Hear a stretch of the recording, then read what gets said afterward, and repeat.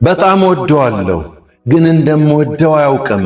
ሱቁ ጋር ዝም ብዬ እመላለሳለሁ፣ ትዝም አልለው። አረብ ሀገር ለመሄድ አሰብኩና ከመሄዴ በፊት ግን እንደምወደው መንገር አለብኝ ብዬ አሰብኩ። አንድ ቀን ከሰዓት አካባቢ ሄድኩኝ። ብቻውን ቁጭ ብሏል። ሰላም ሄኒ እንዴት ነህ አልኩት። አንድ ሰፈር ነን። እሱም ሰላም ነው ምን ልስጥሽ አለኝ። የምገዛው መስሎት ራሴን እያከኩ አፍሬ እጄን እርስ በርሱ እያፋተኩ የሆነ ነገር ልነግርህ ፈልጌ ነበር አልኩት። እየሰማሁሽ ነው ተናገሪ አለኝ። ተጨነቅኩ፣ አማጥኩ። መጨነቅን ሲያይ እንዴ አይዞሽ ምንድነው ብድር ፈልገሽ ነው አለኝ። አይ አይደለም፣ በቃ አረብ ሀገር ልሄድ ነው፣ ቪዛዬ መጥቷል፣ ግን ከመሄድ በፊት እንደምወድህ ልነግርህ ፈልጌ ነበር ብዬ ፍርጥ አደረግኩት። በቃ ተገላገልኩት። የበሰበሰ ዝናብ አይፈራም አይደለ? እኔም አሁን ፍርሃቴ ጠፋ። መልሱን ለመስማት ፍጥጥ ብዬ አየዋለሁ። አየኝና ከምርሽን ነው አለኝ። አዎ አልኩት። በቃ አሁን ሂጂ፣ ነገ ምሳ አብረን እየበላን እናወራለን አለኝ። በደስታ ስክር ብዬ እየፈነጠስኩ ሄድኩኝ። በማግስቱ ምሳ አብረን ልንበላ ተገናኘን። ስለ ብዙ ነገር አወራንና እሺ አለኝ። እጮኛዬ ናት ብዬ ቤተሰቦቼን ላስተዋውቅሽ አለኝ። እሺ አስተዋውቀኝ። እኔም ቤቴ ወስጄ ለእናቴና እህቶቼ እጮኛዬ መሆኑን ነገርኳቸው። ወደ አረብ ሀገር መጣሁ። በየቀኑ እንደዋወላለን። ቤተሰቦቼንም እየሄደ ይጠይቃቸዋል።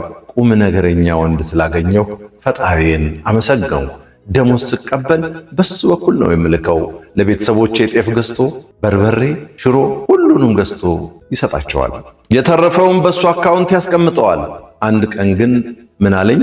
ውዴ እዛው ጓደኞችሽ ጋር እኮ ግቢና ቤት እንግዛ፣ ስትመጪ ማረፊያ ይሆንሻል አለኝ። እውነቱን እኮ ነው ብዬ እሺ አልኩ። ለእናቴ የወር አስቤዛ የተወሰነ ልካለው። ሌላውን እቁብ ገባው። ለ8 ዓመት ያክል እቁብ እየገባው ሲደርሰኝ እየላኩለት መሬት ተገዝቶ ቤት መገንባት ጀመረ። በየጊዜው የደረሰበትን በቪዲዮ ያሳየኛል። ቆንጆ አርጎ ነው ያሰራው። ረጅም ዓመት ቢፈጅም ግን ቤታችን አለቀ። አሁን የቤት ዕቃ ካርጎ ልላክና እኔም ልምጣ አልኩት። አይ እንዳትመጪ፣ የተወሰነ ጊዜ ጨምሪና መኪና ገዝተን ራይድ እንሰራበታለን አለኝ።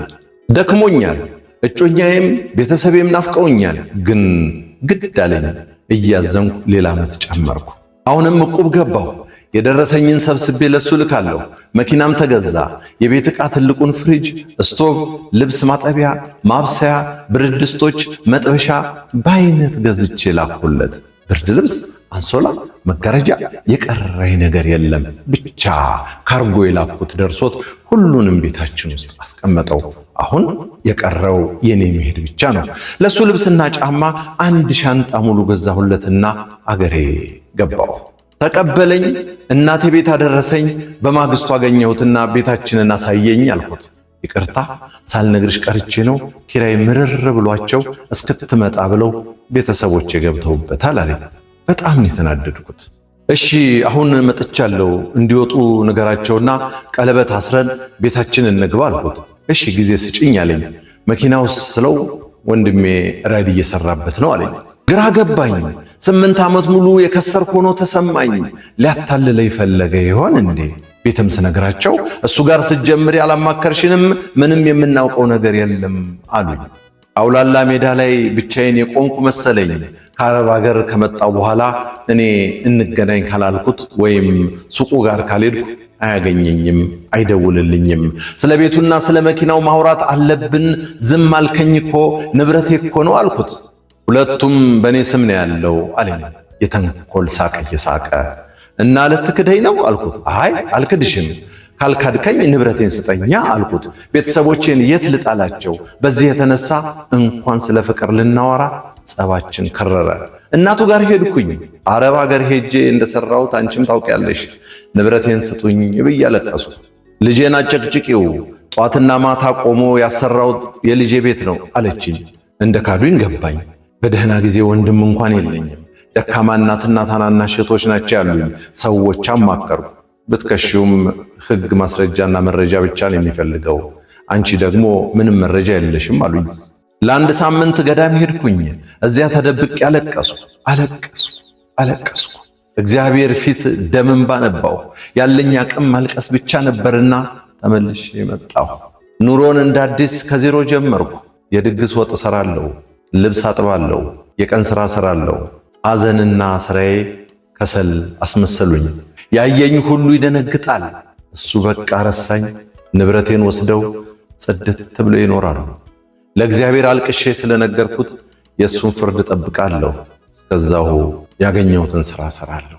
ሰፈራችን የኮሪደር ልማት ተብሎ ቤት ሲፈርስ የመጀመሪያ የፈረሰው የእሱ ሱቅ ነበር። ወንድሙ የኔን መኪና የያዘው ከባድ የመኪና አደጋ ደርሶበት ሆስፒታል ገባ። በኔ ብር የተሰራው ቤት ፈራሽ ተብሎ ልቀቁ ተባሉ። ሁሉን እንዳጡ ባይኔ ሳይ እግዚአብሔርን አመስግኜ ተመልሼ አረብ ሀገር መጣሁ። አንድ ቀን ፌስቡክ ወይም መሴንጀር ላይ ለባለፈው ለተፈጠረው ነገር ይቅርታ አርግልኝ፣ አሁን ግን ለእናቴ ጤፍ መግዣ እንኳን አጣሁ፣ በጣም ችግር ላይ ነኝ፣ ከቻልሽ እርጅኝ ብሎ አረፈው። ሞልቶ ቢተርፈኝ እንኳን አንተንና ያቺ ጭራቅ እናትህን በራብ ስትሞቱ ባያችሁ ሁሉ ነው ደስ የሚለኝ። የማትረባ ልክስክስ ብዬ መልሼለት ብሎክ አረኩት። እኔ እግዚአብሔር እንደገና እድልና አቅም ሰጥቶኝ እየሰራሁ ነው። ነገ እለወጣለሁ። በፍቅር ስም የሴትን ብር ያውም አረብ ሀገር የሰራችውን ብር የምትበሉ ከበላችሁት ብር እጥፍ ነው ዋጋ የምትከፍሉት። ሩዝ ሲሞ እንዳዘጋጀው በለጠ ሸቴ ዘሀገረ ኢትዮጵያ እንዳቀረበው